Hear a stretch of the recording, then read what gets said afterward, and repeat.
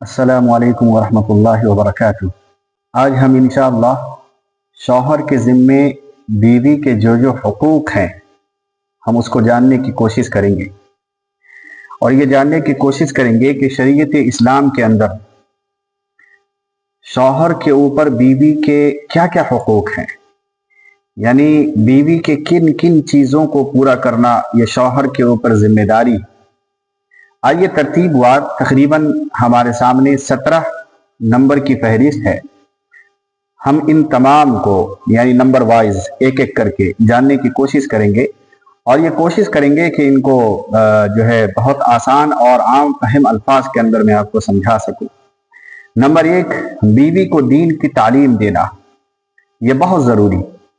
यानी मान लिया जाए कि अगर कोई औरत है जो तालीम से नाबलद है, इस्लाम के बारे में बहुत ज़्यादा जानकार नहीं है, तो ये कोशिश करनी चाहिए शौहर को कि वो तालीम सिखाए। अब यहाँ पर यह कोई ज़रूरी नहीं है कि वो तालीम के लिए बाहर भेजे, नहीं, बल्कि मर्द को चाहिए कि वो खुद इस काबिल हो कि अपनी औरत को तालीम दे सके, या इसके अलावा पर्दे के अंदर जहाँ तक मुमकिन हो भेजा जाए। अलबत्ता सबसे पहला जो मरहला है वो तालीम का।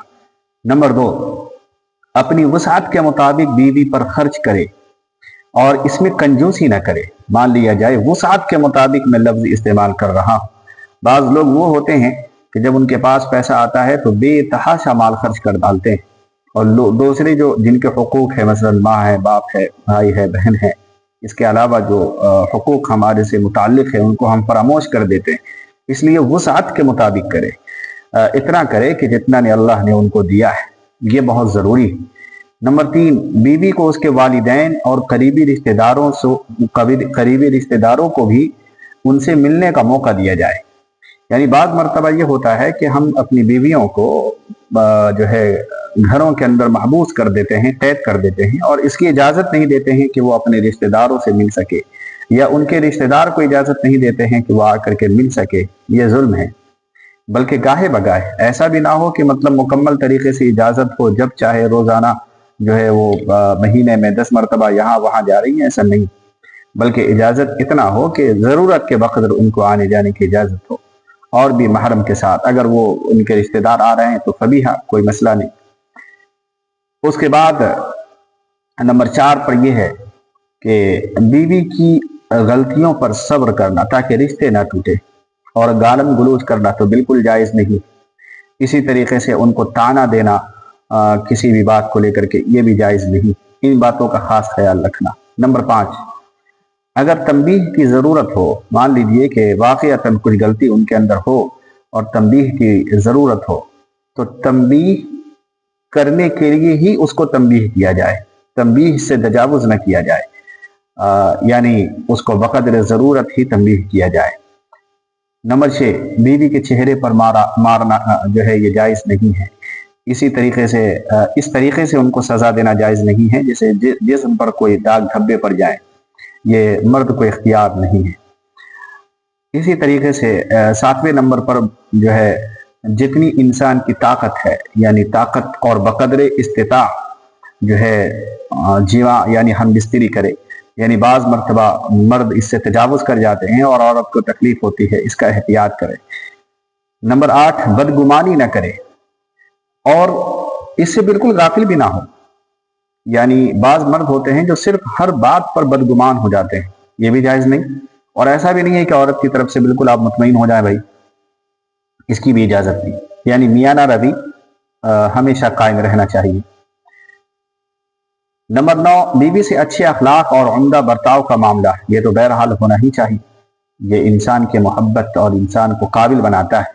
नंबर 10, बिला ज़रूरत तलाक के अल्फाज भी इस्तेमाल नहीं करना चाहिए और तलाक नहीं देना चाहिए। हाँ, शरई तकाजा हो तो कोई मसला नहीं, शरीयत ने जब इजाज़त दी है तो शरई तकाजे के वजह से ही ऐसा कदम उठाया जा सकता है।